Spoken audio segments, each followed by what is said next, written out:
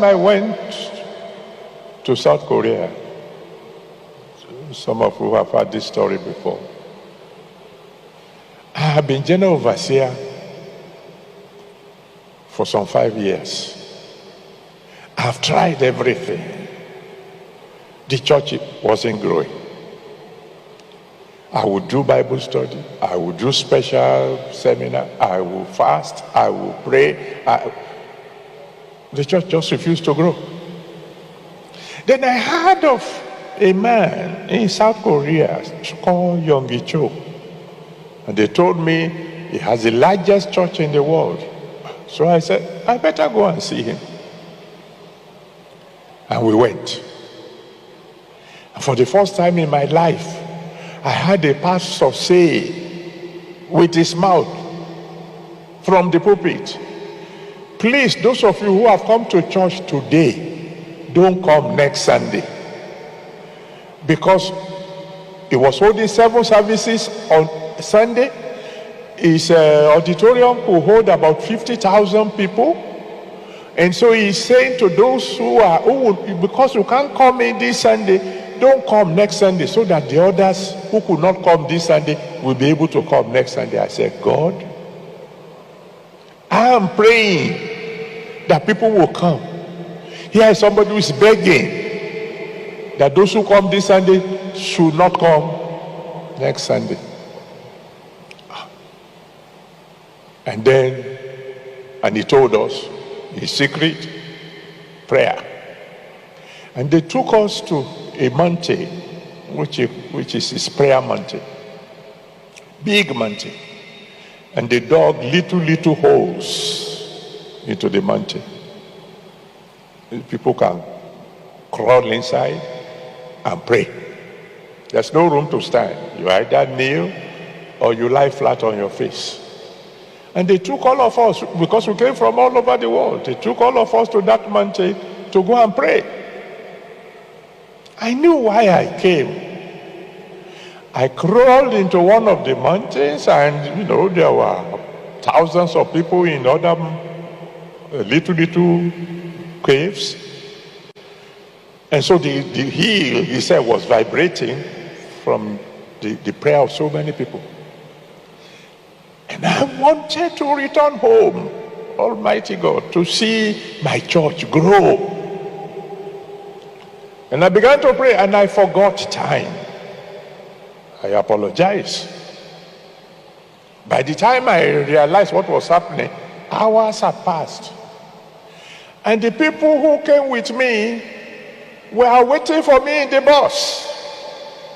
The only reason they didn't go without me was because I was the only black man there. So they knew somebody was missing. When finally I showed up, they were very upset. What's wrong with you? Why did you delay us so much? I said, I'm sorry, I thought we came here to pray. And they said, are you going to pray everything in one day? I said, I'm sorry.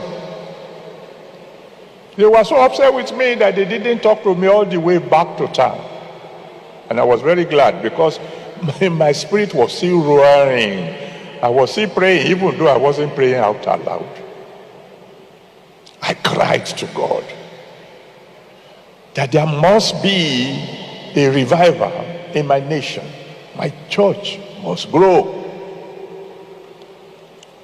Some years ago, I was back in South Korea. This time, I was able to meet that great man, Yonggi Cho. And when I got to his office, and I was trying to tell him the story about what happened, etc., he said, no, I've heard about you. He said, could you please pray for me? So we joined our hands, and we prayed.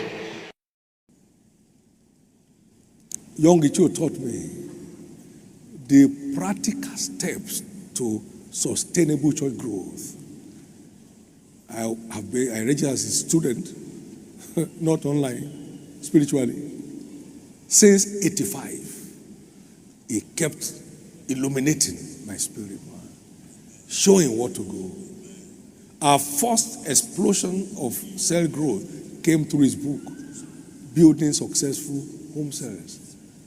bought 400 copies and gave to our pastors. And then heavens came down 2010 to 2013. Teaching priests are a great asset. You see, pride does not sell in the kingdom. Pride does not sell. Pride destroys. It takes meekness to access light through others. Psalm 36 and verse 9. Thou art the fountain of life, and in thy light shall we see light.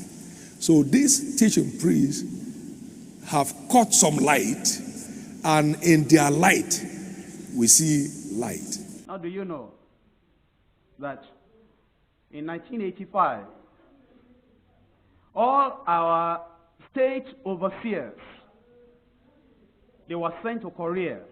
Because right now, the church in Korea, a single church, there are more than 500,000. At that time, I think there were just about 400,000. And we were going to have the cell group system that you heard about this morning. And I knew that in Yonggi Cho's church, that he had already raised up this church and he had brought out the principles of cell groups. And we started the house fellowship system. And we had been doing it, and by the grace of God, it was successful. And I think that I'd read almost anything you could lay your hand upon on the house fellowship system. I'd read almost everything. And we had planned everything. We were working on it in the whole nation, on Deeper Life, and it was working. But I decided that all our state overseers, together with about 17 of our leaders in Lagos, with 18 state overseers, making 35, that they must go to Korea and learn about just this house fellowship. I didn't feel I wanted to go with them because I'd had my own opportunity. I read, I study, and I'm exposed more than all of them are exposed. And I could go alone by myself and then come and tell them what I saw. But how will they understand? And I wanted the church to grow. And I knew that they are Deeper Life. They won't go to Korea and come back and say they are no more Deeper Life. All they are going for is training. And they went. And then they came back. Of course, the amount of money we spent, even for the flight alone, because Korea is not like Ghana.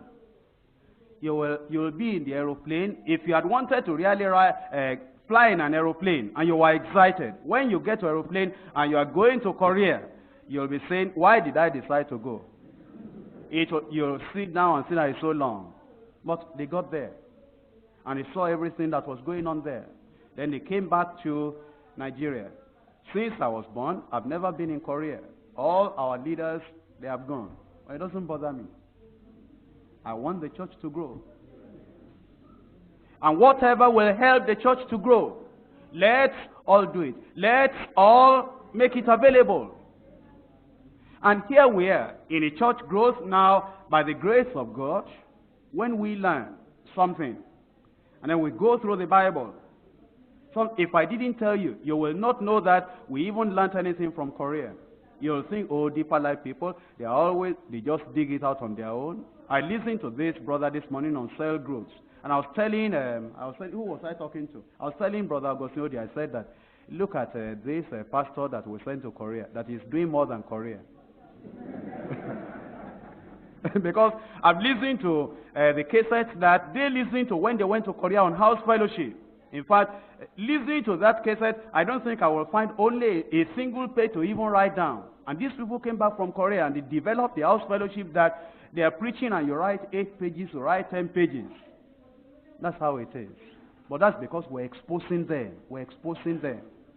But if we just hear all this, and we do not expose our pastors and leaders, I don't know where we're going from here, but we're still going to have some time for questions, where you will ask, all the type of questions you want to ask.